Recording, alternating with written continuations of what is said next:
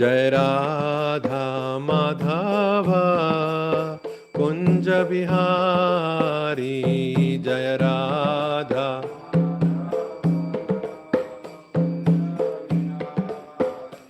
जय गोपी जन वल्लभ गिरिवरधारी, जय गोपी जन वल्लभ, जय गोपी जन वल्लभ गिरिवरधारी, जय गोपी जन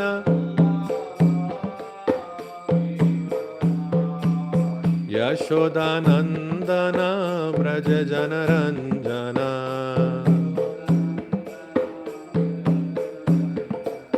यशोदानंदन व्रज जनरंजन,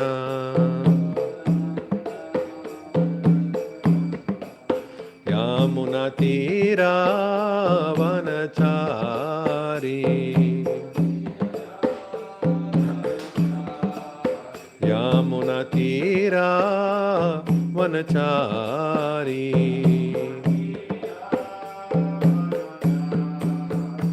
जय राधा माधवा कुंज विहारी,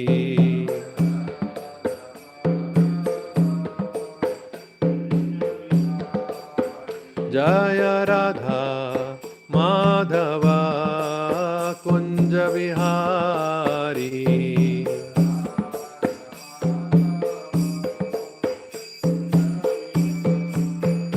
हरे कृष्णा कृष्णा कृष्णा हरे हरे, हरे राम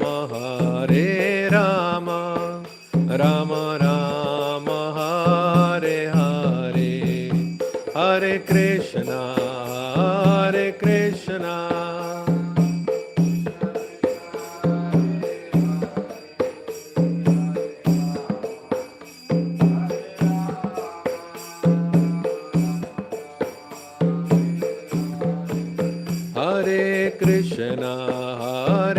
कृष्णा कृष्णा कृष्णा हरे हरे, हरे राम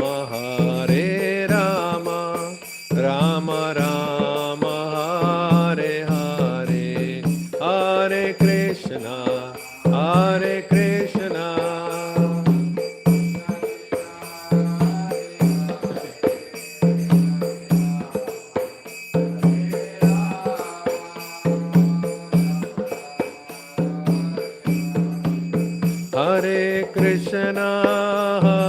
कृष्णा कृष्णा कृष्णा हरे हरे, हरे राम राम राम हरे हरे,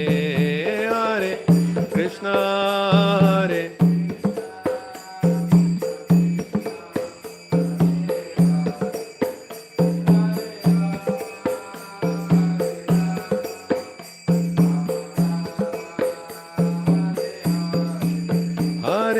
कृष्णा कृष्णा कृष्णा हरे हरे, हरे राम राम राम हरे हरे, हरे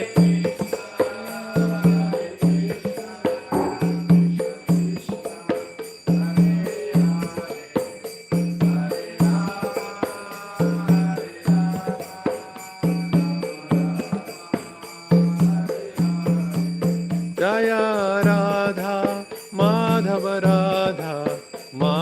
श्री राधे, जय राधा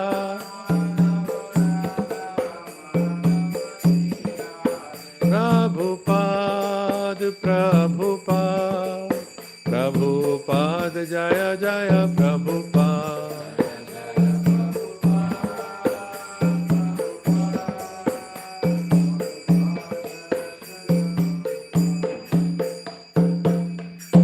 श्रील प्रभुपाद की जय। ग्रंथराज भगवद गीता की जय, समवेत भक्त वृंद की जय, जय नित्य गौर प्रेमानंदे हरि हरि हरि बोल।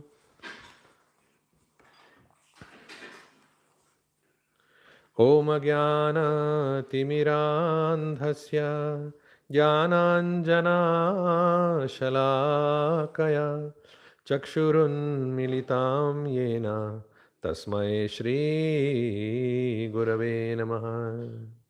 तप्तकाञ्चन गौराङ्गी राधे वृन्दावनेश्वरी, वृषाभानुसुते देवी प्रणमामि हरिप्रिये। नमो ब्रह्मण्यदेवाय गोब्राह्मणहिताय च जगद्धिताय कृष्णाय गोविन्दाय नमो नमः। ओम नमो भगवते वासुदेवाय। ओम नमो भगवते वासुदेवाय। ओम नमो भगवते वासुदेवाय। नारायणं नमस्कृत्य नरं चैव नरोत्तमं देवीं सरस्वतीं व्यासं ततो जयमुदीरयेत्। नष्टप्रायेषु अभद्रेषु नित्यं भागवत सेवया भगवती उत्तमा श्लोके भक्तिर्भवति नैष्ठिकी। Welcome everyone to tonight's Bhagavad Gita class, and we are reading from Bhagavad Gita 11th chapter entitled The Universal Form, text number 13.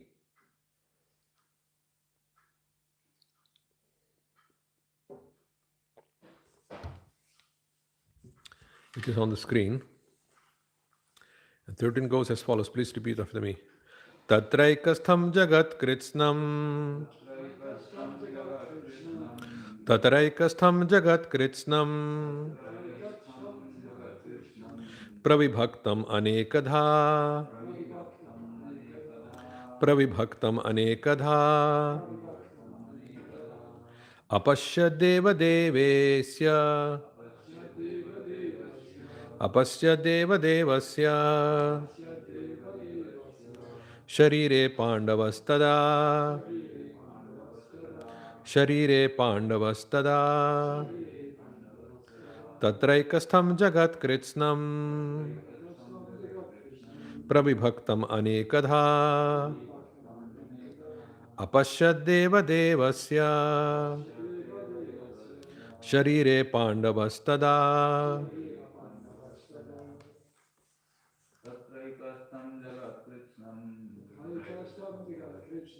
Varibhaktam manekadha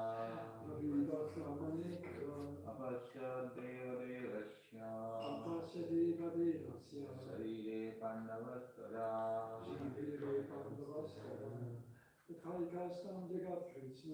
Tatraikastam jagat kritsnam Varibhaktam manekadha Apasya deva devasya Sarire pandavastada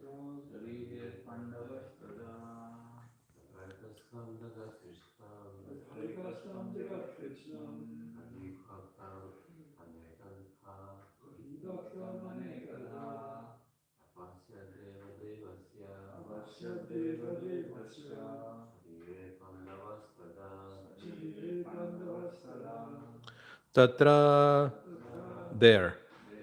Ekastham, in one place. Jagat, the universe. Kritsnam, complete. Pravibhaktam, divided. Anekada, into many. Apashat, could see. Devadevasya, of the Supreme Personality of Godhead. Sharire, in the universal form. Pandavaha, Arjun. Tada, at that time. Translation and purport by Srila Prabhupada. Srila Prabhupada ki jai. At that time, Arjun could see in the universal form of the Lord the unlimited expansions of the universe situated in one place, although divided into many, many thousands. Purport. The word tatra there is very significant. It indicates that both Arjun and Krishna were sitting on the chariot when Arjun saw the universal form. Others on the battlefield could not see this form because Krishna gave the vision only to Arjun. Arjun could see in the body of Krishna many thousands of planets. As we learn from Vedic scriptures, there are many, many universes and many planets. Some of them are made of earth, some are made of gold, some are made of jewels, some are made, some are very great, and some are not so great, etc. Sitting on his chariot, Arjun could see all these, but no one could understand what was going on between Arjun and Krishna. Mukam karoti vachalang pangum langhayate girim yat kripatamaham mande Shri Gurun Dinatarinam. So, Arjun is having here the vision of the universal form. He inquired from Krishna, how are you all pervading? And Krishna explained in the 10th chapter of the Bhagavad Gita how he is all pervading. Anybody know some example how Krishna is all pervading in the universe?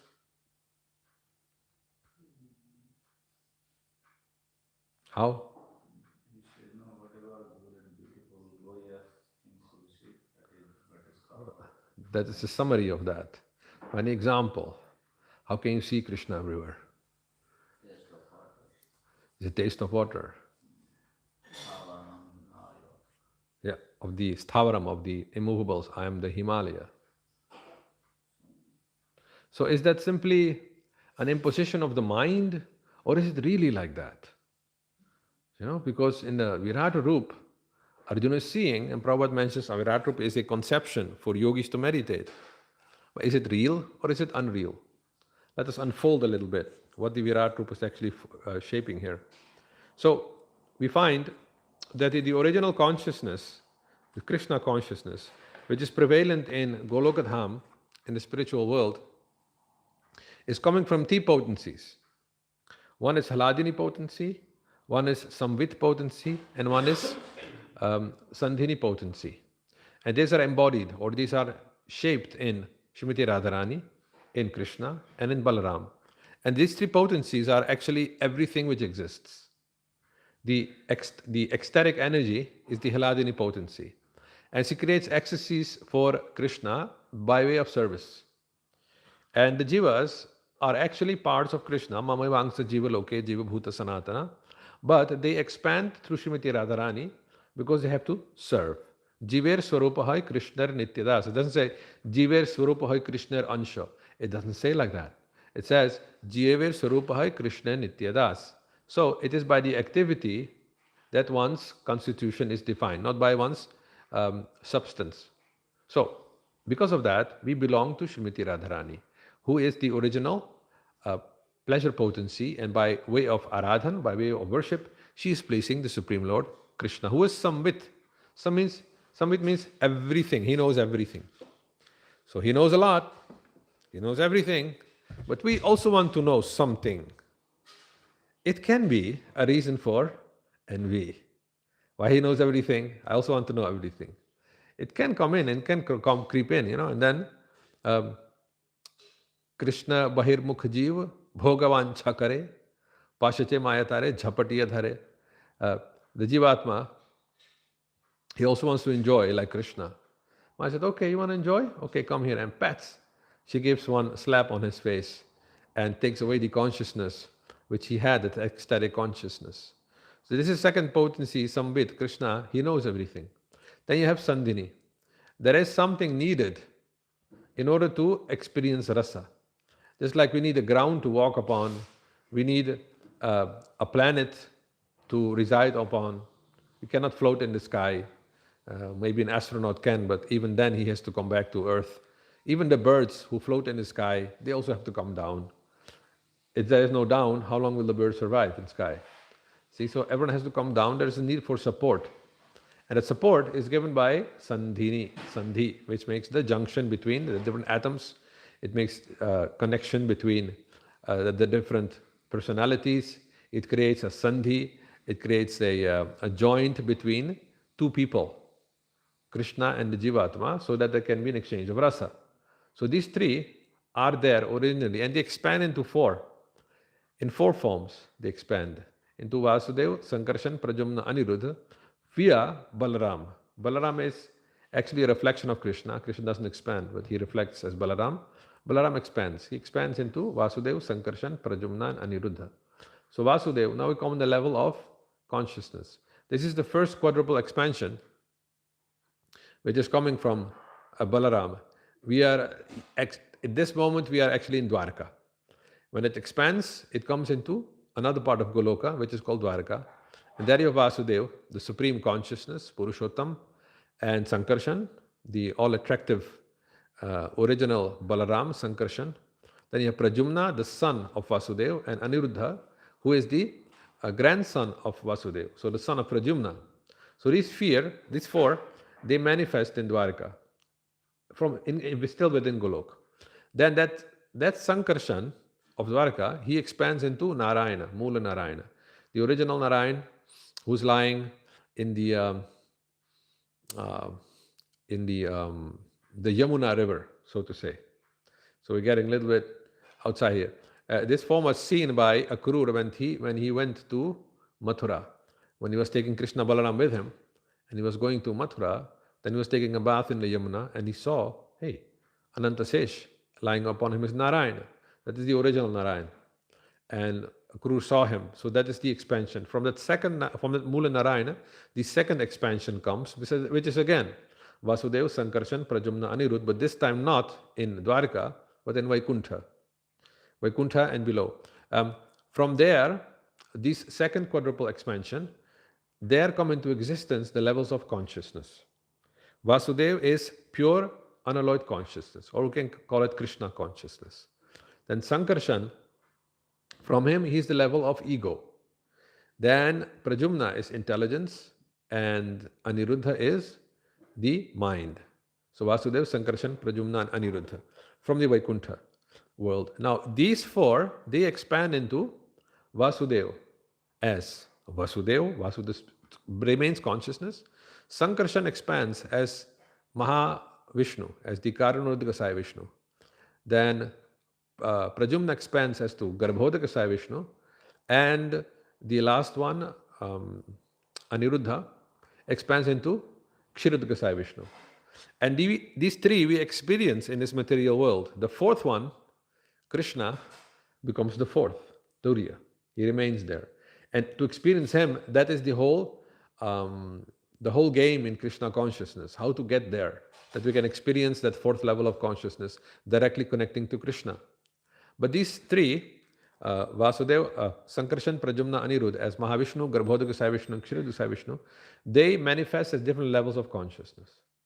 This one, Mahavishnu, he is establishing deep sleep, Sushupti, consciousness. The jivas are put into sleep because Maya is slapping. And then jivas, they fall into sleep. Right? No more consciousness, no more envy, no more enjoyment. You want to be Krishna? Okay, I'll make you Krishna. First you have to sleep a little bit. So in this deep sleep state, then the world is manifesting. It's also called the Karana world, the world of causes. Everything there is in a seed state because the seed is the original cause of everything. Universe is in a seed state. The Brahmandas, the Hiranyagarbhas are into a seed state. They come out of the pores of Mahavishnu and then they expand. Simultaneously, jivas also, their consciousness is put into deep sleep state. That means the buddhi, the ahankara, the manas, the mind, intelligence, and ego are also still in a seed state. They are not fully manifest, so they can't do much. Like that. And then the elements have to manifest, everything is in a seed state. And this is how it all comes. Now, from this Mahavishnu, the universes come out, as I said, the Brahmandas, the golden eggs, they come out, and which one universe looks like a golden egg. Then within there, the second one, the Garbhodakasaya Vishnu, which is an expansion of Mahavishnu, he takes place and he lies down on the ocean of Garbha waters. And from him, from the navel lotus of this Vishnu, Brahma is born. And then from Brahma, then Shiva takes birth. The third Vishnu, the Aniruddha, the Kshirodakasa Vishnu, he resides on the polar star and he reflects as the super soul within every atom. It says that the Garbhodakasa Vishnu, who gives birth to Brahma, he's the super soul of one whole universe. Right? He's the soul of the universe. And Mahavishnu, he's the super soul of all universes. He's the complete manifestation of the cosmos. So this is how it all began, and this is how it also unfolds. So now, what Arjuna is seeing here, he is seeing Garbhodakasaya Vishnu. He's not seeing Kshirodakasaya Vishnu. He's seeing Garbhodakasaya Vishnu, who is the form of the universe, the universal form. We will read later on that he also sees Brahma on the lotus.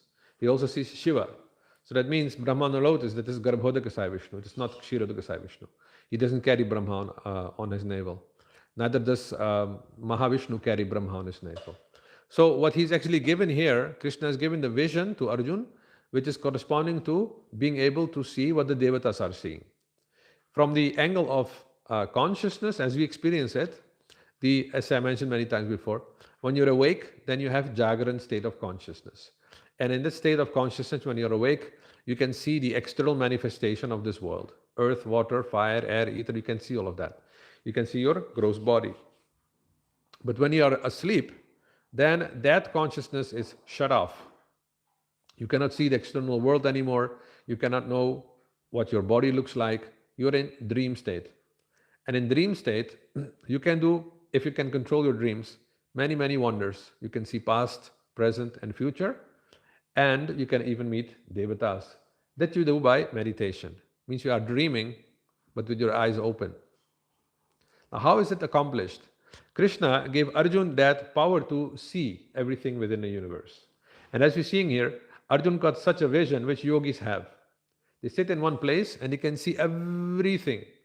You can also put it like this, that the whole universe becomes, how to say, the whole universe enters in their consciousness. Or you can say their consciousness pervades the entire universe. It's a very nice thing. If you can sit and you can see everything without having to travel. You don't have to buy any flight ticket. You don't have to buy any train ticket. You can just sit and see what's happening. And not only what is happening now, but what's also happening in the past happened.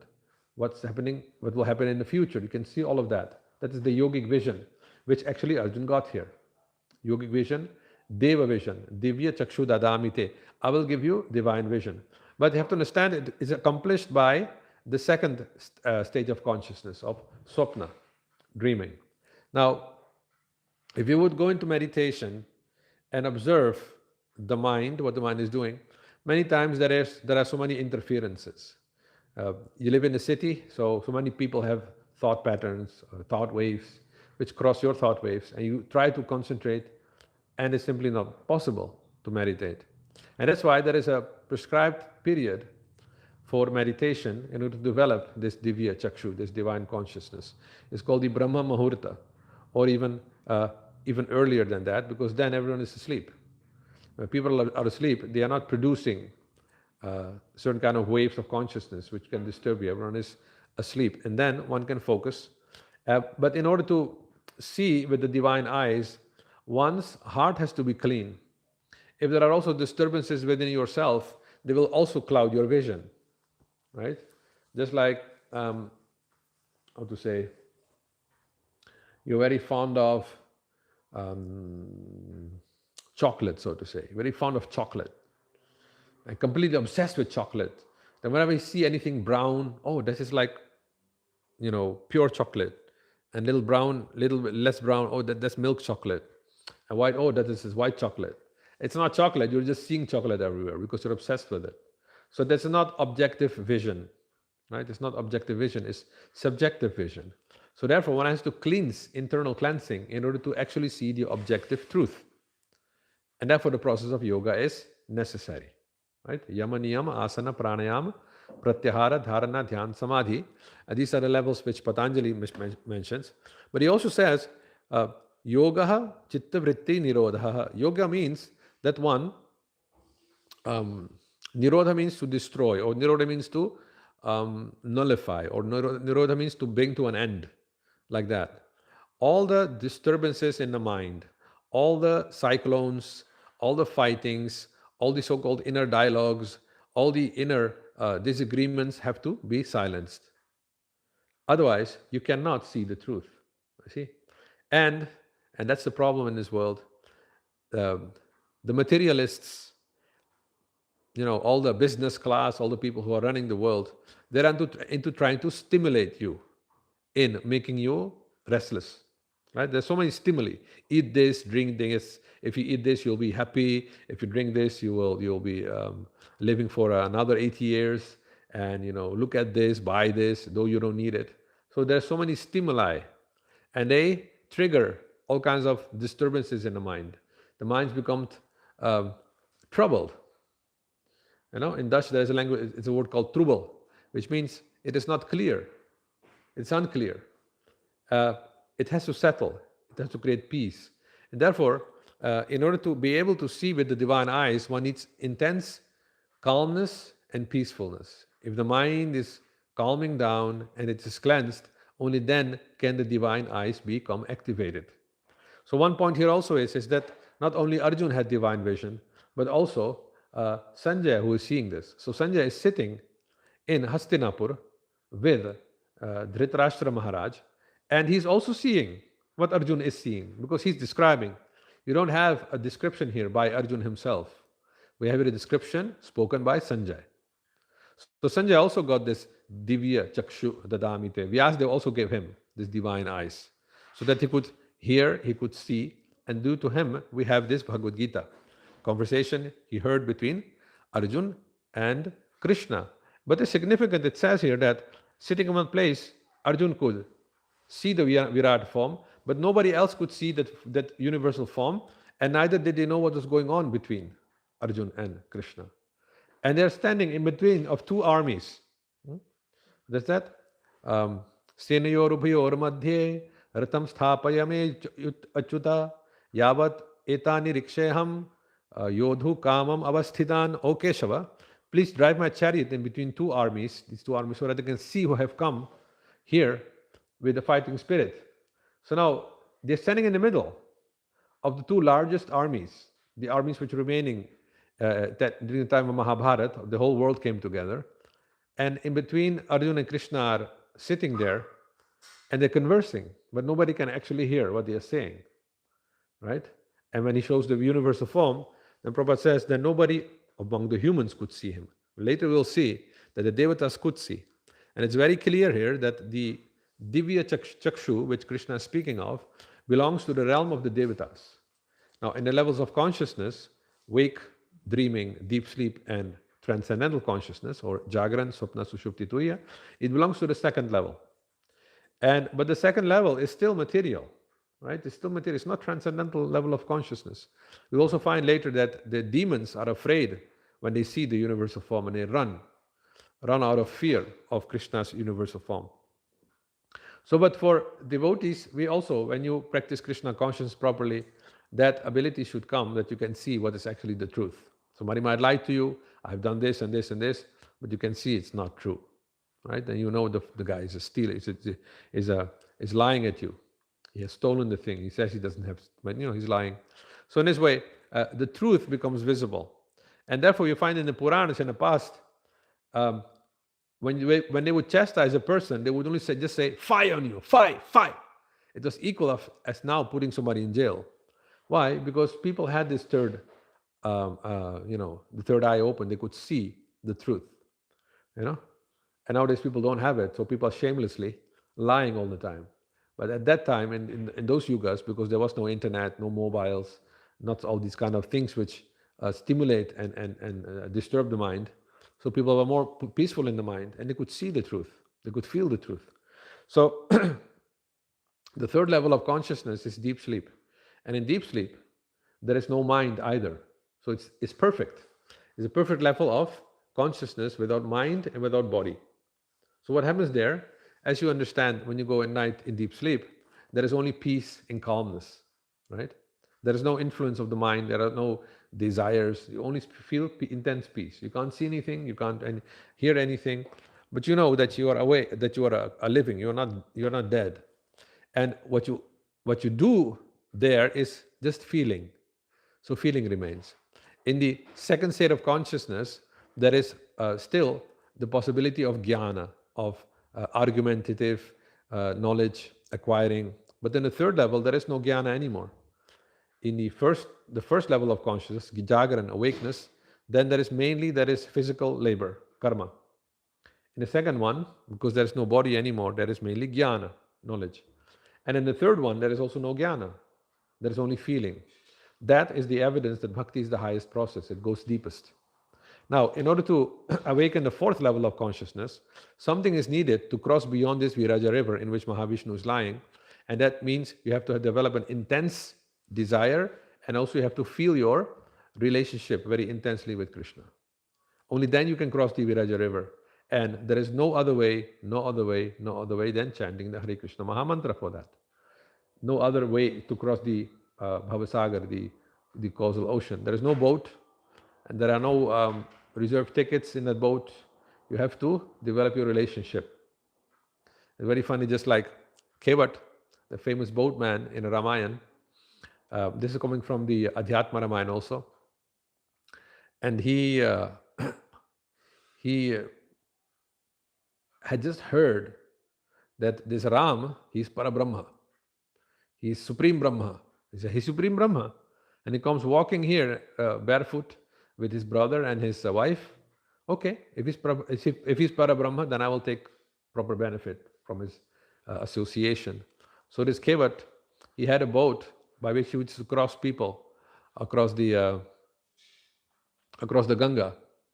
And for that, he was earning his livelihood. You pay him and he can cross the Ganga. So when Ramachandra came, then he said, my dear Kevat, I have to cross the boat. I have to cross the Ganga, bring your boat. He said, no, I will not bring your boat. I said, why? So, see, you have to understand that if I bring the boat is my source of livelihood, you see. I can only cross you if the boat remains a boat. What do you mean? Don't be so innocent, my dear Lord, my dear Karananidhan. Everyone knows that there is magic in your feet. Magic in my feet? What do you mean, Kevat? You know, it is world famous, we have all heard, that there was a stone, and you put your foot on that stone, and that stone turned into a woman. Anybody know what Kevat is talking about? What happened was that there was a very beautiful girl made by Brahma, a daughter of Brahma, and he created Brahma, he created her, and therefore this idea is very rampant in Indian culture. He named her Ahalya. He had meditated, he has concentrated and put all the beauty in that form without any mistake. Hal means mistake. Ahalya, no mistakes. So Brahma was considering to make a beautiful, beautiful girl, and it was Ahalya's daughter. And she was so beautiful that Indra had a desire to marry her. But unfortunately for Indra, Brahma gave her to Gautam Rishi. And she resided with him as a Rishi Kanya, you can say like a Rishi Kanya, like a daughter of a Rishi in the ashram of Gautama. Now what happened, Indra still could not tolerate that this beauty, faultless beauty created by Brahma, was given by this Gautama Rishi. So Rishis, they bathe 3 times a day for their Gayatri and Sandhya. So during midday, Gayatri, Gautama went to the river to bath, and Indra disguised himself as Gautama, and he had some illicit affair with this Ahalya. So somewhere it says Ahalya didn't know, other places it says Ahalya knew that this is Indra, and she felt very much flattered, very much glorified by this. So when Gautama came, he saw that Indra had taken up his form, and he saw Ahalya, and he was very, very unhappy, and he cursed Indra that you're so fond of having illicit connections, may you have the feminine progenitive organ all over your body. And this way he got 100 of that. So he was very much, I would say, very disappointed with this whole affair. And he was angry with Ahalya. Your heart is like a stone, you become stone. And she turned into a stone. Right? By begging and begging by Indra, because uh, it is very vulgar and it's very disturbing if you come into Swarga with such kind of body. The Vijay Gauranga Dayal Nitai ki jai. So by a lot of petitions, Gautam turned them into eyes. So Indra got 100 eyes, Shataksha. So then what happened? She was lying there in that ashram turned into a stone. And the son of Gautam was very much pitifully pleading to Vishwamitra, when you bring Parabrahma, Rama, to, if you go with him traveling towards Janaka for marrying Sita, please also bring him to the ashram of my father and my mother, because I would like that he would liberate my mother also. Vishwamitra said, don't worry, I will do that. And that's what happened. He brought Ramachandra to that stone in that ashram. And Ramachandra looked at Ram and said, there is nobody studying Veda here. And leaves all everywhere here and there. What happened here? It seems like there is a feeling of fear and there is a feeling of sadness in this ashram. What happened here? And then Vishwamitra explained the whole matter, what happened there. It was Indra's fault by which everything happened. So then now please place your foot on this stone and purify her of the sin. And Ramachandra did as Guru Vishwamitra said, and that stone turned into Ahalya, into that beautiful Ahalya. And Gautama knew that it would happen, and he said that when you will turn into your original form, become purified by the dust of the feet of Parabrahma, Ramachandra, I will come and take you back again. And then Gautama also appeared, and they were very happy, and they departed for wherever they wanted to go. So that story, Kevata, is narrating to Ramachandra, I know your feet have magic, so you turn the stone into a woman, but if you stand in my ship, in my boat, what will happen then? What if it turns into a woman? See, I have only a boat to cross the Ganga river, but if it turns into a woman, how will I cross the Ganga river? And where will my source of income come? And if she's a Rishikanya, then she will desire all kinds of expensive foods.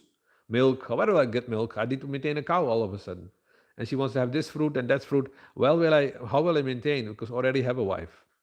So I cannot cross over the Ganga. And Ramachandra didn't know what to do.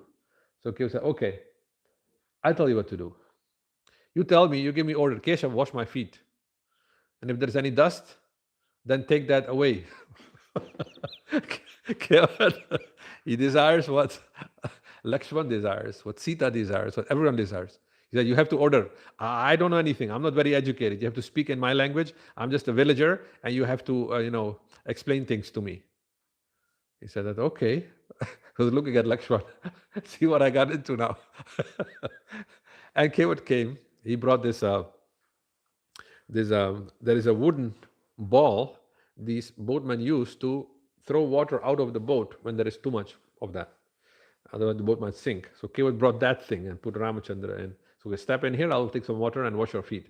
Because the dust is magical. I have known that. So no dust should remain on your foot. So then Lakshman said, Kevat, do you have any sense? Nobody can stand in, anybody they fall out of that, Fall? Can he fall? Ramachandra fall? I have heard that he picks up the fallen. How can he fall? So anyway, if you're afraid of falling, hold my hands, or hold my head with your hands so that you don't fall. And in this way, Kevat was washing the feet of Ramachandra, while he's having the hands on his head. So he had this desire fulfilled very cleverly. So Ramachandra, now it's okay. No. You keep standing here. I've heard that in every satkarma, you have to bring your wife also. So he called for his wife, come here, check if there is some dust on his feet, because otherwise the boat will turn into a woman. So check. So she looked at beneath the foot of Ramachandra and wiped it. It says in the Ramayana, the Ramachandra, that she actually kissed Ramachandra's foot because out of love, intense love. And then she wiped it. She said, no, all dust is finished. In this way, Kevat also blessed his wife. So then Lakshman said, oh, Sita, see, that's Charanamrit. Let's go and take. Kevat said, today I was the pujari. I decide who will give, who will not give. Because Lakshman said, I'm the pujari. Every day I'm washing Ramachandra's feet and taking Charanamrita. So yeah, I should get first. I said, no, today I'm the pujari. I might give you, not give you. And he called for all the villagers to give everyone Charanamrita. So that's Kevat. One little man, uneducated, the whole village got liberated by drinking Charanamrita. And then Kevat said, okay, now you climb in the boat, but I want to make sure that no particle of dust is on your foot. So I will lie flat on the ground. You have to walk over me and step in the boat. If there is any dust particle, then my boat will be saved. So Kevat would lie flat with his arms, and Ramachandra walked over him and went into the boat. Then Lakshman came, and then Sita also came. So he got triple blessings, this Kevat. Very intelligent devotee. Very intelligent. And then he put Ramachandra in the boat along with Lakshman and Sita. And he said that, my dear Lord, I have heard you're going for 14 years into the forest. Say, you see, why not do like this? Stay 14 years in my boat. I will serve you. Bring everything you want. And if you want to see the forest, then I can go a little bit here and a little bit there and show you a little bit forest. You stay with me in 14 years. You know, everything will be over like this very easily. Lakshman started to become irritated. He said, but dear brother, you gave him so much freedom. Now you have to pay for this. So Kevat started rowing the boat a little bit. So Kevat, row the boat. We have to cross the Ganga. We don't have so much time. So Kevat, he knows how to row, but he started to make a joke. He started spinning the boat. Kevat, what are you doing? You're spinning the boat. I'm getting dizzy by this. And Kevat looked at Ramachandra. You know, my lord, I have circled. I have went through all these 8,400,000 types of species. I circled so many lifetimes, and I never got dizzy. You got dizzy with just one or two circles? So I was teasing Ramachandra. He couldn't say anything anymore. I have circled 8,400,000 species. I went through that. So Kevat, Lakshmana said, if you don't start rowing the boat, I will slap you. I will beat you. So Kevat said, yes, please do that, because I remember in last life I was a fish and you slapped me and I became a human. If I get slapped by you again, I'll become a Devata next life. Also, Lakshman was silent. He couldn't say anything. So Kevat started rowing the boat, gradually flying over. And he went across the Ganga. And then said, okay, Kevat, we have to go further. So he looked at Sita, and she took up a ring. And then she, also Ramachandra himself, no, Ramachandra himself, he had a ring still. He took his ring and he gave it to Kevat. This is your payment. Payment? No. I cannot take any payment. Why don't you take your payment? He said, my dear Lord, we are brothers. We are brothers. You're also a boatman. I'm also a boatman. The only difference is I am crossing the people over the Ganga river, and you are crossing people over the Bhavasagar, over the Karana ocean. You're crossing people over the causal ocean. But you're still a boatman, just like me. So how can a boatman take from another boatman? We're brothers. Okay, if you want to pay me, then pay me like this. I crossed you the Ganga river. You pay me by making me cross the Karana ocean. Then it will be equal. You got a big boat, I have a small boat. So in this way, Ramachandra couldn't say anything. But that is the thing. You cannot cross the ocean, the causal ocean, as I started my class. You need help of a relationship with the personality of Godhead beyond that river. And in this case, it is Kevat who has an eternal relationship with Ramachandra. See? And when we say like we have to cross the ocean of birth and death, it can only be with the help of Govinda and with Lord Ramachandra. Right? Even Shankaracharya, though he's supposed to be an impersonalist, he couldn't maintain his bhava for Govinda. And once he was walking, and he came past a Gurukul, and there they were studying Sanskrit. Dukrin karne, dukrin karne, dukrin karne, dukrin karne, like that. And immediately Shankaracharya started composing. Bhaja Govindam, Bhaja Govindam, Bhaja Govindam Mudhamate, Samprapti Sannahit Kale, Nahi Nahi Rakshati Dukrin Karne. Dukrin Karne is a grammatical composition. And, impersonalists, actually, it's not bad to know Sanskrit grammar, But to be so attached and thinking Sanskrit will save me and cross me the ocean of birth and death, that's a mistake. So, Dukrin Karna will not cross you, make you cross the ocean. Shankaracharya is saying. Samprapte sannihita kale nahi nahi rakshati dukrin karne. Therefore, Govinda, bhaja Govindam, that's more important. If you become a devotee of Govinda, that he will make you cross the ocean. But how do you bhajan? Bhaja Govinda you can only do if you have feel some relationship, otherwise no more bhajan. Right? If you don't have a strong relationship with Govinda, then there is no taste for bhajan. There is no taste for wanting to cross the ocean. What will you do if you don't even know him? Just like you don't know anybody here in Köln. What is the reason you would come here? You come here because there is a temple, there is a Gauradesh, and we know Gaura. And we know that Gaura has many, many devotees. So we come to Köln to associate with the devotees of Gaura, Gauradesh. But if there was no temple here, nothing to do, why would you go there? Even devotees don't come. And then we complain, why does the Lord not come, in outside Bharatadesha? You see, where there is no Varnashram culture, Govinda doesn't want to descend. It's just like that. Only when there is Varnashram culture, because what is Varnashram culture meant for? Varnashram acharavataha purushena parah puman Vishnur aradhyate pantha nanyat tattosha karanam. Varnashram is meant to worship the Supreme Personality of Godhead.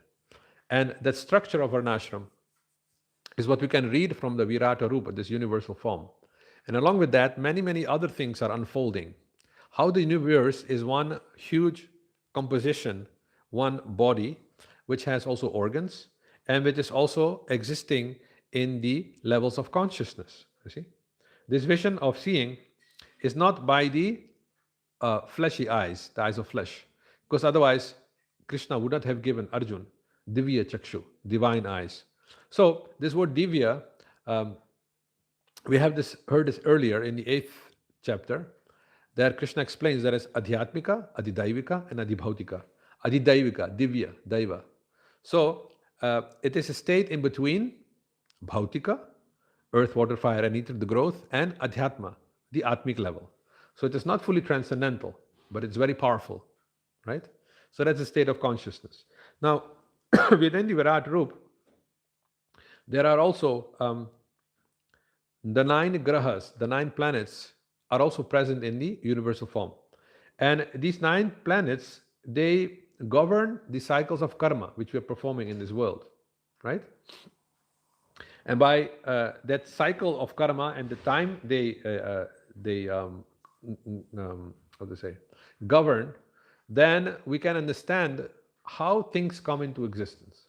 We might think that we are independent, but those who know, who can read the planets, they can understand what kind of karma is happening, right?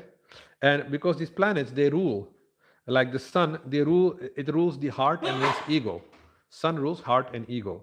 The mind is ruled by the moon planet, and blood is ruled by Mars planet. Mercury rules buddhi, intelligence, discrimination, and Jupiter, speech and wisdom, right? So the difference between Mercury and Jupiter is, Mercury is very clever, but Jupiter is very intelligent, right? We can say, buddhi can also mention like materialistic intelligence. So that's more or less the difference between Mercury and Jupiter. Jupiter deals with philosophical intelligence, intelligence of wisdom, intelligence of life experience, whereas Mercury deals with problem solving, arts, these kind of things. That's Mercury rules that aspect of buddhi. Then you have Venus, it rules emotions, and Saturn rules the bones. Rahu rules the unfulfilled desires, by which everyone is angry and frustrated in this world. That is the effect of Rahu. And Ketu rules moksha, detachment, right? The basically having no more desire for living in this world, going to other existences, other dimensions. That is ruled by Ketu. And all these 9, if you analyze, everyone has these 9, right? These 9 moods, and by these moods, you do certain kind of activities. You create your goals, you set your goals, and you perform activities heading towards that goal. But as it looks so independent, that you are independently acting and you want to have a prize for it, a Nobel Prize, no, it is all under the modes of nature. All these activities are done by Prakriti. It's not you. Prakrite kriyamanane gunakarvani sarsaha ahankar vimudhatma kartaham iti manyate. Um, but how is Prakriti doing? She's doing that through these effects, the psychological effects on the mind, which the planets do, and also on the effects of time. And then because she rules through your psyche, you set your goals and you do certain activities in certain ways. Like that. So everything is under control. Now, to transcend that, you have to go into another state of consciousness. This is all Daiva level. The Adhyatmika level, that can be reached and you can be free from the modes, right? But then you only have pure feeling, and there is no desires to create something. There is no intellectual discussion on that level. It is pure feeling only. So if one can live in this world with having no desires but pure calmness feeling, and not having to look for anything in this world, not having any desires or being emotionally overcome, which binds, emotion binds, one can be still liberated while living in this world. It is very obvious. These things are described, and the Virata Rupa is giving us a little bit a hint toward these kind of things. As I mentioned yesterday, Yad Brahmande, Tad Pinande, as the great body, the universal body is, in the same way, Pindande, our body is also like that. So the same principles work, and therefore we find often there are analogies from the Brahmande, from the external world, showing you that inside there are the same principles working. Why is it working? Because that connection is there. The as above, so below. As the great body is working, so the small body is also working. If one understands that, one can understand how one can derive everything from understanding the Virata Rupa, how one can reach self-realization by observing the Virata Rupa. So this is another way of meditating. Some yogis do that, an external meditation. But for us, it is, for ISKCON devotees, is more going towards feeling, right? It is leaving the material attachments behind, karma. It's leaving behind all your speculations and your mental endeavors and your jnana, right? Because finally it all ends into feeling. But that feeling should not remain in a deep sleep level. It has to awaken. In order to awaken that, karma and jnana cannot help you because they remained already behind in sleep, in dreaming, and in wakeness. It remains behind. So you have to work on the level of feeling relationship. You can only awaken your consciousness of the fourth level of with Krishna by feeling. If there is no bhava, no feeling, then no emotion, no promotion, only commotion. And with these words, I'd like to end my class. Any questions or comments?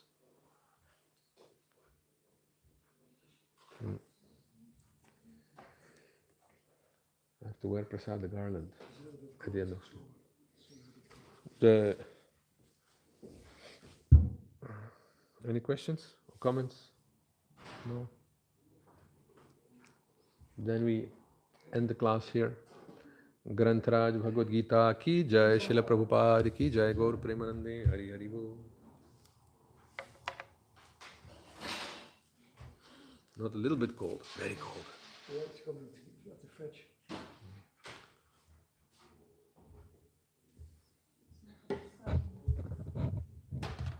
That's nice.